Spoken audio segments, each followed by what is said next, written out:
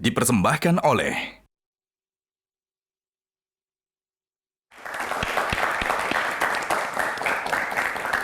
Siap, oke. Kita lanjut ke box selanjutnya. Kita buka box nomor berapa, silakan Pak Andri memilih. Yang tengah aja, Oke, nomor 5. nomor 5. Kita buka box nomor 5. Milenial. Tepuk tangan dong. Mana nih generasi milenialnya? Oke, Virgi sebagai bagian dari generasi milenial, ya nggak sih Virgi? Iya, yang dua ini kolonial. Kolonial. Oke, silakan Virgi. Jadi ada istilah yang namanya tuh sekarang generasi milenial itu kreatif tapi rapuh gitu loh. Silakan. Gimana melihatnya? Ya, memang ya tadi saya bilang zaman ada kondisi seperti itu disebut gampang sekali getas lemah. Sebetulnya buat saya sendiri, kalau saya anak muda, kalau punya pengertian seperti saya, ini kesempatan yang besar sekali. Di mana di antara sekian banyak yang lemah, saya maju. Lebih kuat mengerti bahwa sukses itu butuh perjuangan, butuh keuletan. Definisi sukses sebenarnya apa sih ini untuk Sukses cuma sebutan. Cuma sebutan sebuah perjuangan yang berhasil namanya sukses. Yang tidak berhasil namanya gagal. Sehingga saya meraih keberhasilan adalah menikmati proses perjuangan saya. Dan ini yang dibutuhkan. Sampai melahirkan satu filosofi. Success is my right. Sukses adalah hak saya. Sukses bukan milik orang-orang tertentu. Sukses milik Anda, milik saya, dan milik siapa saja yang benar-benar menyadari, menginginkan, dan memperjuangkan. Kalau milenial itu mengerti, menyadari ada kelebihan, potensi yang bisa dikembangkan dan diinginkan dan diperjuangkan, pasti akan jadi anak muda yang luar biasa. Ya. Oke. Sedikit saja sebelum ditambahkan ya, persoalannya adalah tidak semua anak-anak muda ataupun anak zaman sekarang, zaman dulu itu beruntung juga untuk tiba-tiba langsung ketika dia dalam titik terendah tiba-tiba langsung kayak bangkit. Butuh lingkungan yang baik. Tidak semua punya keberuntungan itu. Butuh sosok yang mungkin mendampingi dia. Nah, bagaimana ketika orang-orang ini tidak seberuntung mungkin rekan-rekan yang mungkin pada saat itu memiliki lingkungan yang mendukung, lingkungan yang bagus. Mungkin saya menyampaikan hasil survei tentang perbedaan baby boomers, kemudian Gen X dan Gen Y. Ini survei dunia. Kalau baby boomers, mereka berpikir bagaimana supaya aman, tenang. Karena bapaknya, ibunya hidup di zaman penjajahan.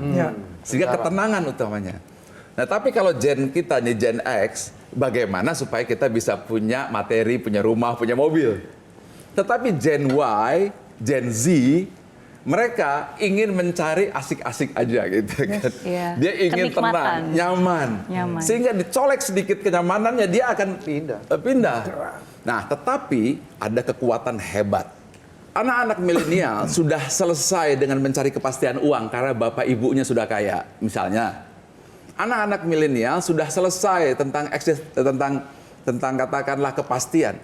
Tetapi anak milenial tidak selesai tentang eksistensi diri. Maka dia sukanya potret, kemudian mencari like, kemudian juga ingin mencari purpose.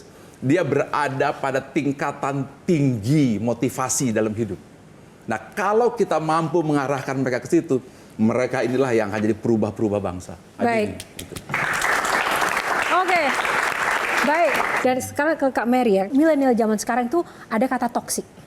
Oke, toksik di pekerjaan, toksik dalam pertemanan, dalam pergaulan apapun itu. Gitu. Bagaimana sih kita itu bisa juga memiliki terang gitu kan dalam pikiran dan hati kita agar tidak toksik, agar kita tetap bahagia gitu. Oke.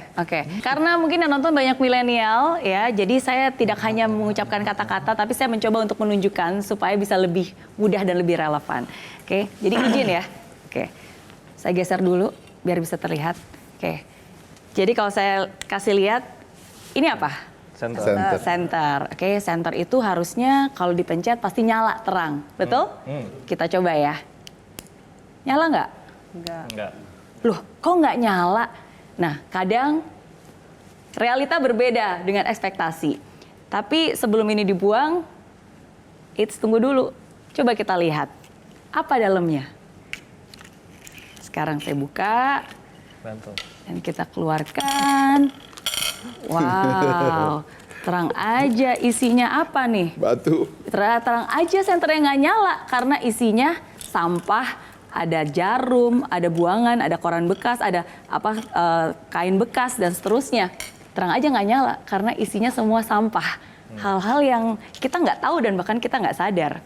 Tapi ketika kita sadar dan kita tahu harusnya diisi dengan baterai, kita lihat.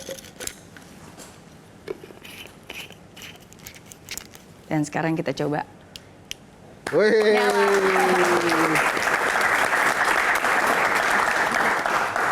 Nah, jadi menurut saya kadang kita berharap tahun 2024 akan bersinar dan cerah. Dan ketika itu tidak terjadi, kita menyalahkan banyak hal dan bahkan kita membuang jauh-jauh mimpi itu. Hampir dibuang nih senternya. Jadi kalau senternya ada ibarat diri kita, dengan harapan, dengan iman, dengan kasih, dengan hal-hal yang baik, maka saya yakinkan tahun 2024 akan menjadi tahun yang tepat juga. Kita akan lanjut dulu untuk mengulik apa yang terjadi dalam kehidupan melalui box-box ini. Kita akan buka box selanjutnya. Untuk Pari, box nomor berapa? Kata-kata favorit, 7. 7 Budi Utama. 7. Kepo plus 62. Oke. Nah, kita akan berikan kesempatan pada audiens untuk bertanya, sebutkan nama dan juga pertanyaannya. Silakan. Baik, terima kasih. Nama saya Fikri Ahmad. Saya ingin bertanya, seandainya Anda menjadi salah satu tim capres, lalu motivasi apa yang akan Anda berikan kepada capres tersebut? Terima kasih. Oke, silakan Pak Ari. Ingat lagu Indonesia Raya, bangunlah jiwanya, bangunlah badannya. Jadi membangun bangsa itu seperti membangun sebuah rumah. Ada pondasi, ada tiang, ada atap. Yang namanya atap itu kompetensi, skill, modal, kementerian-kementerian. Sedangkan tiang-tiang itu adalah nilai-nilai moral, seperti kejujuran, integritas, komitmen, dan seterusnya, dan landasan hukum. Tetapi yang paling bawah, pondasi yang membuat gedung itu menjadi tahan terhadap gempa, itu moralitas, karakter bangsa. Jadi pesan saya, siapapun yang jadi presidennya, jangan lupa nation character building. Dan harus menjadikan SDM modal utama.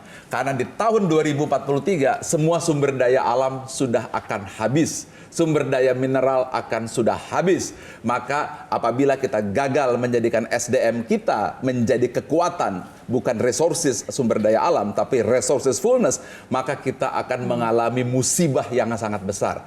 Maka pemenang 2024, siapapun Anda harus menjadikan SDM menjadi modal dasar untuk Indonesia Emas 2045. Baik, terima kasih. Caleg-caleg ini pada saat mereka gagal, mereka tuh masih percaya bahwa sukses adalah hak saya. Padahal mereka gagal.